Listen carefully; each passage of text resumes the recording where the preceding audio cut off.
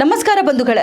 ತಂತ್ರಜ್ಞಾನ ಕ್ಷೇತ್ರದಲ್ಲಿ ಜಾಗತಿಕ ಮಟ್ಟದಲ್ಲಿ ಭಾರತದ ಹೆಸರನ್ನು ಎತ್ತಿ ಹಿಡಿದಿರುವ ನಮ್ಮ ಕರ್ನಾಟಕ ಈಗ ಮತ್ತೊಂದು ಐತಿಹಾಸಿಕ ಮೈಲಿಗಲ್ಲಿಗೆ ಹೆಜ್ಜೆ ಇಟ್ಟಿದೆ. ಇಲ್ಲಿಯವರೆಗೆ ಐಟಿ ಹಬ್, ಸಿಲಿಕಾನ್ ಸಿಟಿ ಅಂತ ಕರೆಸಿಕೊಳ್ತಿದ್ದಂಥ ನಮ್ಮ ಬೆಂಗಳೂರು ಮತ್ತು ನಮ್ಮ ಕರ್ನಾಟಕ ಮುಂಬರುವ ದಿನಗಳಲ್ಲಿ ದೇಶದ ಮೊದಲ AI ಕ್ಯಾಪಿಟಲ್ ಆಗಿ ಹೊರಹೊಮ್ಮಲಿದೆ.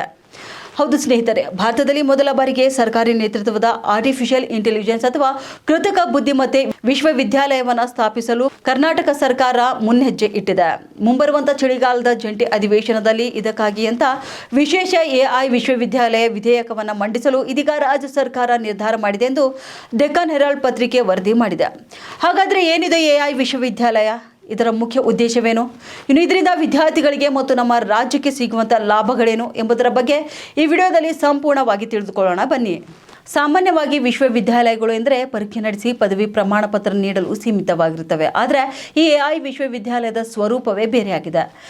ಇದು ಕೇವಲ ಥಿಯರಿ ಶಿಕ್ಷಣಕ್ಕೆ ಸೀಮಿತವಾಗದೆ ಶಿಕ್ಷಣ ಸಂಸ್ಥೆಗಳು, ಕೈಗಾರಿಕೆಗಳು ಮತ್ತು ಸರ್ಕಾರದ ಜಂಟಿ ಸಹಭಾಗಿತ್ವದಲ್ಲಿ ಕಾರ್ಯನಿರ್ವಹಿಸಲಿದೆ. ಭವಿಷ್ಯದ ತಂತ್ರಜ್ಞಾನ ಜಗತ್ತಿಗೆ ತಕ್ಕಂತೆ ನುರಿತ ಕೌಶಲ್ಯಯುತ ವೃತ್ತಿಪರರನ್ನು ಸಿದ್ಧಪಡಿಸುವುದು ಇದರ ಪ್ರಾಥಮಿಕ ಗುರಿಯಾಗಿದೆ. ಇನ್ನು ಎರಡನೇದಾಗಿ ನೋಡಬೇಕಾದ್ರೆ ರಾಜ್ಯ ಸರ್ಕಾರದ ಪ್ರಮುಖ ಮಹತ್ವಾಕಾಂಕ್ಷೆ ಅಂದರೆ ಕರ್ನಾಟಕವನ್ನು ಸಂಪೂರ್ಣ AI ನೇಟಿವ್ ರಾಜ್ಯವನ್ನಾಗಿ ಪರಿವರ್ತಿಸುವುದಾಗಿದೆ. ಅಂದರೆ ಕೇವಲ ಸಾಫ್ಟ್ವೇರ್ ಕಂಪನಿಗಳಲ್ಲಿ ಮಾತ್ರ AI ಬಳಕೆ ಆಗುವುದಲ್ಲ, ಬದಲಾಗಿ ಸರ್ಕಾರದ ಆಡಳಿತ ವ್ಯವಸ್ಥೆ ಮತ್ತು ಸಾರ್ವಜನಿಕ ಸೇವೆಗಳಾದ ಶಿಕ್ಷಣ, ಆರೋಗ್ಯ, ಕೃಷಿ ಹಾಗೂ ನಗರಾಭಿವೃದ್ಧಿ ಹೀಗೆ ಪ್ರತಿಯೊಂದು ವಲಯದಲ್ಲಿಯೂ ಕೂಡ ಕೃತಕ ಬುದ್ಧಿಮತ್ತೆಯನ್ನು ಸಮರ್ಥಕವಾಗಿ ಬಳಸಿಕೊಳ್ಳಲು ಯೋಜನೆ ರೂಪಿಸಲಾಗಿದೆ.